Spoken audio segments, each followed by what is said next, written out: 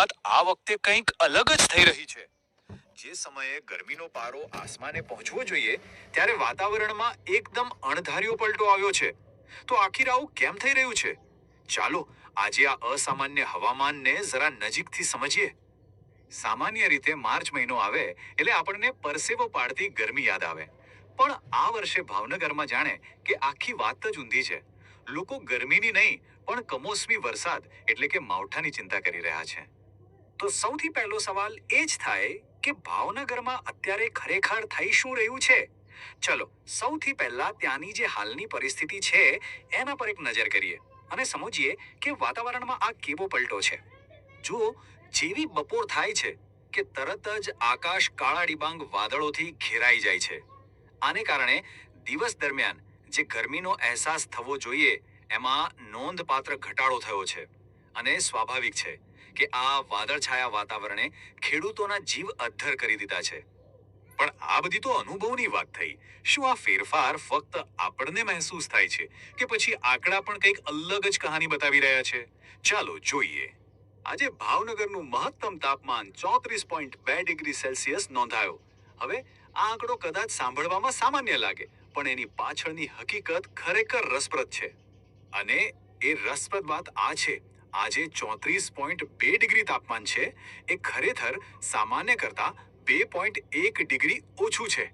સરળ શબ્દોમાં કહીએ તો માર્ચના અંતમાં જેટલી ગરમી હોવી જોઈએ એના કરતા ઠંડક છે. અને પરિસ્થિતિ અહીંયા જ અટકતી નથી, એનાથી પણ વધુ વિચિત્ર છે. એક તરફ દિવસનું તાપમાન સામાન્ય કરતા નીચું છે તો બીજી તરફ રાતનું તાપમાન સામાન્ય કરતા 2 ડિગ્રી વધારે છે. એટલે કે દિવસ ઠંડો અને રાત પ્રમાણમાં ગરમ. આ તો ખરેખર એક અસામાન્ય સંયોગ કહેવાય. સારું, ચાલો હવે આ પરિસ્થિતિને થોડા મોટા ચિત્રમાં જોઈએ. શું આ ફેરફાર ફક્ત આ વર્ષના સરેરાશ તાપમાન કરતા જ અલગ છે કે પછી ગયા વર્ષની સરખામણીમાં પણ કોઈ મોટો તફાવત દેખાય છે? તફાવત તો જુઓ.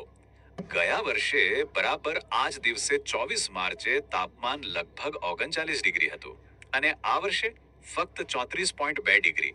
આ કોઈ નાનો સૂનો તફાવત નથી. આ એક જ આંકડો આખી વાર્તા કહી દેશે.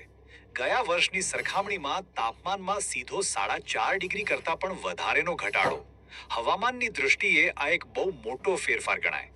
અને આ બધી ચર્ચાનો સાર એ જ છે કે માર્ચ મહિનો પૂરો થવા આવ્યો છે પણ જે કાળઝાળ ગરમીની આપણે સૌ અપેક્ષા રાખીએ છીએ એ હજુ સુધી દેખાઈ નથી. તો અત્યારની પરિસ્થિતિ શું છે અને એ કેટલી અલગ છે એ તો આપણે સમજ્યું. પણ હવે સૌથી મોટો અને અગત્યનો સવાલ એ છે કે આવનારા દિવસોમાં શું થવાની શક્યતા છે? હવામાન વિભાગ શું કહે છે? આગાહી પર જઈએ એ પહેલા જરા માવઠું શબ્દને ફરીથી યાદ કરી લઈએ.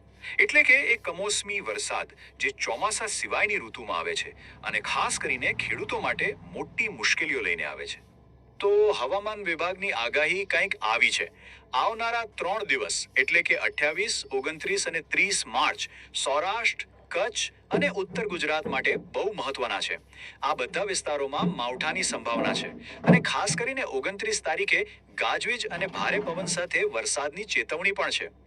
જો કે આ બધાની વચ્ચે એક રાહતના સમાચાર પણ છે. એવું મનાય છે કે આ વખતે વરસાદની તીવ્રતા કદાચ અગાઉના માવઠા કરતા ઓછી રહેશે પરંતુ થંડરસ્ટોર્મ એક્ટિવિટી સક્રિય રહી શકે છે, જેનો અર્થ એ કે વીજળીના કડાકા અને પવનનું જોર રહી શકે છે. એટલે સાવચેતી રાખવી તો ખૂબ જ જરૂરી છે. આ બધી માહિતી આપણને એક મોટા સવાલ પર લાવીને ઊભા રાખી દે છે. શું ભાવનગરનું આ અજીબ હવામાન માત્ર એક વખતની ઘટના છે કે પછી આપણે ઋતુચક્રમાં કોઈ મોટા અને લાંબા ગાળાના ફેરફારની શરૂઆત જોઈ રહ્યા છીએ? આ એક એવો પ્રશ્ન છે જેનો જવાબ તો કદાચ ભવિષ્ય જ આપી શકશે.